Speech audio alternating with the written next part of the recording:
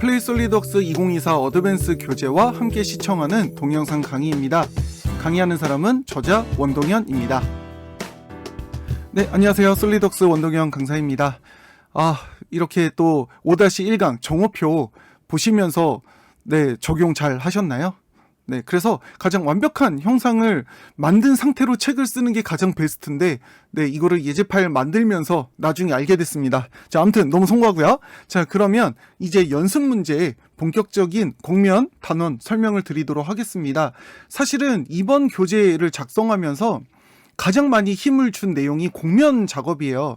실제로도 곡면 관련된 교재들이 그렇게 많이 나와 있지는 않거든요.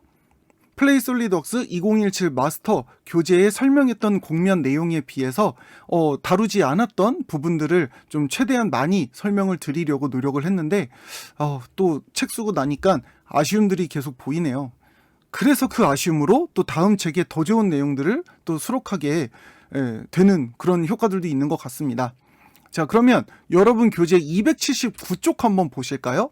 자, 교재 279쪽에 보시면 연습 문제를 제가 표시를 해놨습니다. 이렇게 우리가 맨 처음에 배경 스케치 도구를 사용해서 선 스케치를 작성을 했는데요. 원래는 130 사이즈 크기로 작성을 했죠. 그런데 이미 완성하고 보니까 어떻게 된 거죠? 끝선과 끝선의 길이가 약간 부족한 거예요. 그럼 왜 이런 일이 생겼느냐? 자, 여기에서 원인을 찾을 수가 있습니다. 디자인 트리에서 곡면 로프트 항목을 확장해 보시면 가장 먼저 작성한 스케치가 있어요. 그 스케치를 표시 상태로 바꾸겠습니다. 그리고 컨트롤 5번 위에서 한번 내려다 볼게요. 그러면 지금 끝단이 살짝 안 맞는 거 보이시죠? 네, 이게 왜 그러냐면 우리가 만든 이 곡선들 있죠. 나와 있는 곡선들이 분명 표시가 어떻게 되어 있죠? 분명 끝단까지 맞는 것 같으나 지금 완성된 라인은 어떻습니까? 두 번째 곡선은 끝까지 표시가 되어 있어요. 근데 첫 번째 곡선을 아무리 작성해도 지금 보이시죠? 첫 번째 곡선을 만드는 데 사용한 스케치는 끝점까지 연결을 했지만 작성하는 곡선이 어때요? 네, 이렇게 엄한 곳에서 끝나더라고요. 살짝 모자라게 생성이 되더라고요. 그래서 우리가 단면 스케치를 만들 때 이 짧은 곡선, 그러니까 모든 라인이 중첩되는 부분까지만 생성을 할 수밖에 없기 때문에 이 평면을 만들 때 기준을 짧은 곡선을 기준으로 면을 만들었어요.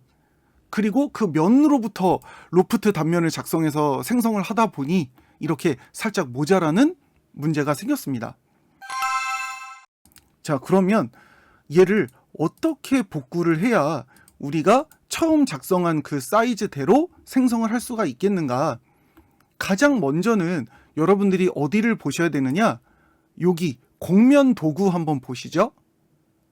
자, 곡면 도구 탭 눌러보시면 가장 우리가 일반적으로 사용하는 도구가 이 곡면 늘리기예요. 그런데 이게 조심하셔야 될 게 원통을 그대로 늘리는 것, 그러니까 단면을 가지고 바로 연장하는 건 괜찮은데 이렇게 불규칙한 곡면을 여러분들이 모서리를 선택해서 연장을 한다라고 하면 지금 보이시죠? 이게 현재 있는 그 곡면을 그대로 따라가기 때문에 이런 식으로 만들어지는 곡면이 반듯한 면이 아니라 살짝 어그러지는 면이 생성이 될 수도 있어요. 네, 지금 보이시죠? 끝으로 갈수록 점점 좁아지는 거? 그러면 우리는 이걸 옵션 때문에 그런가? 그래서 직선형으로 만들잖아요. 직선형으로 만든다 하더라도 지금 보이시죠? 살짝 아래로 처지는 거. 모서리선이 직선은 아닙니다. 살짝 아래로 처지죠? 그리고 여기도 마찬가지. 직선이긴 합니다만 끝으로 갈수록 점점점 벌어지고 있죠? 그래서 우리가 원하는 대로 선을 만들면 사이즈가 틀려질 거예요. 한번 보시죠? 곡면까지 또는 점까지를 눌렀을 때 이렇게 표시된 점까지 누른다 하더라도 지금 보이시죠? 네, 어쩔 수 없이 늘어날 수밖에 없는 거.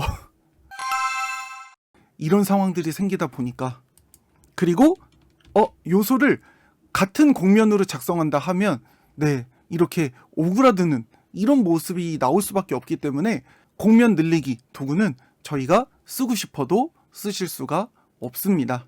그러면 매끈하게 들어가는 라인은 어떻게 만드셔야 되느냐? 지금 이 면하고 가급적 매끈하게 나오는 면은 우리는 이거밖에는 답이 없더라고요. 어떻게 작성하시느냐?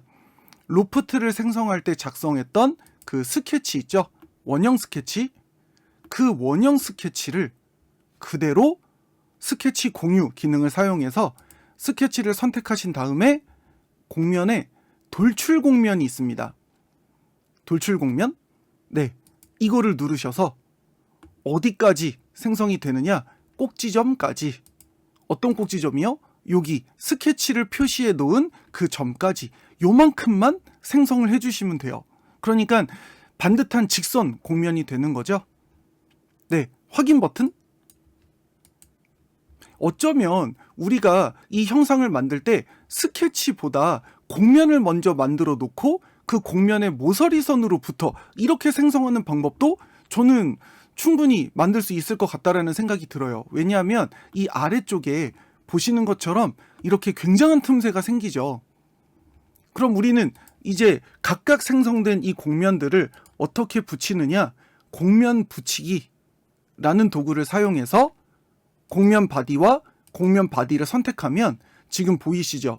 자동으로 틈 조정이 가능하긴 합니다.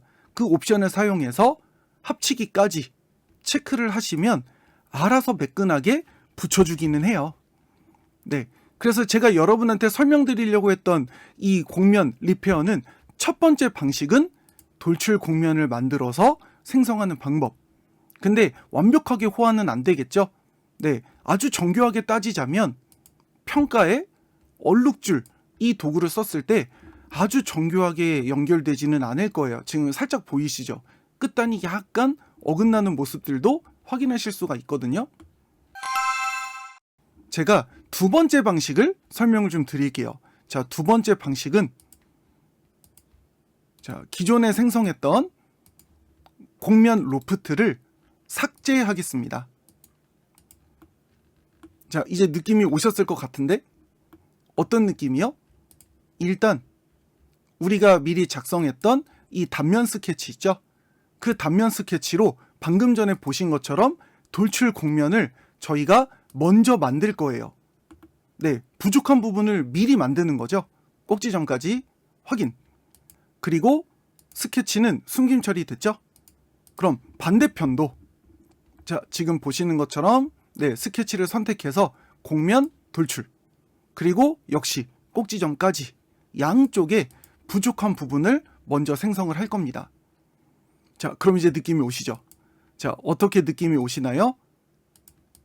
이 공면 바디에 모서리선하고 스케치하고 모서리선하고 이렇게 연결해서 로프트를 만들 겁니다. 자, 공면 로프트 선택.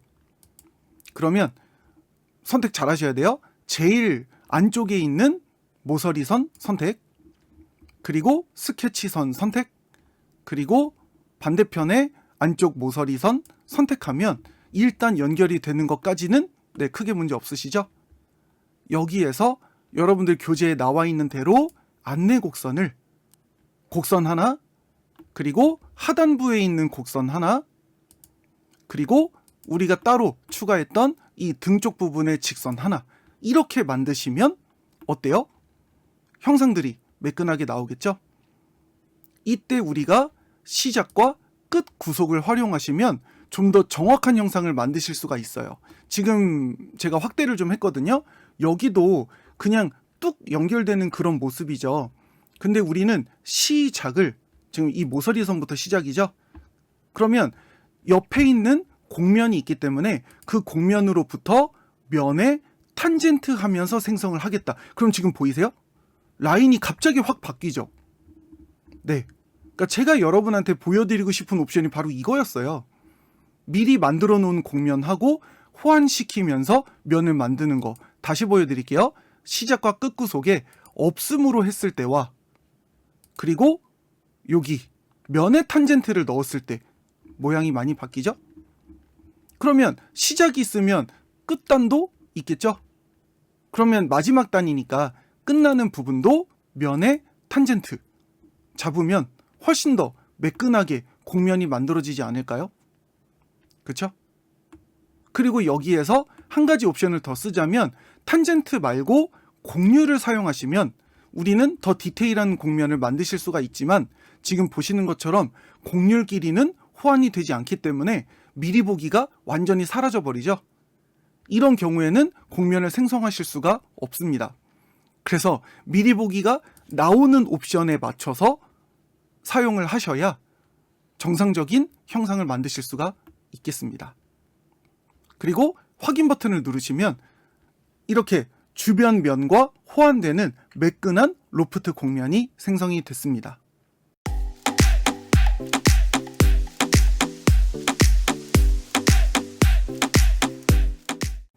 그럼 확대 좀 해볼까요?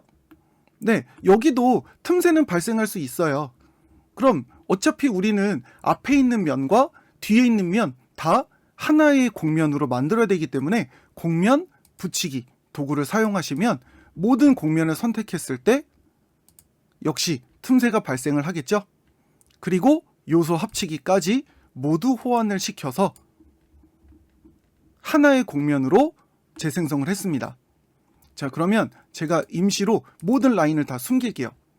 그리고 다시 한번 확인 좀 해볼까요? 네, 저도 지금 이 옵션을 동영상 강의를 만들면서 지금 처음 시도해보는 옵션이라 곡률이 어떻게 될지 네, 보이시죠? 연결되는 부분이 굉장히 매끈하게 연결이 되고 있는 거. 네, 근데 지금 이 부분은 살짝 찌그러진 부분들도 살짝 보이긴 하네요. 네, 이거는 면이 만들어지면서 생성되는 부분이라 그런가? 네, 근데 어쨌든 돌출 곡면하고 로프트 곡면과의 관계는 아주 매끈하게 연결이 되고 있죠. 네, 그래서 여러분들이 곡면을 만드실 때 이렇게 얼룩줄이라던가 또는 여기 곡률이라던가 이런 옵션들을 사용해서 면이 어떻게 생성되고 있는지를 좀 체크하면서 만드는 것도 도움이 좀 되실 겁니다.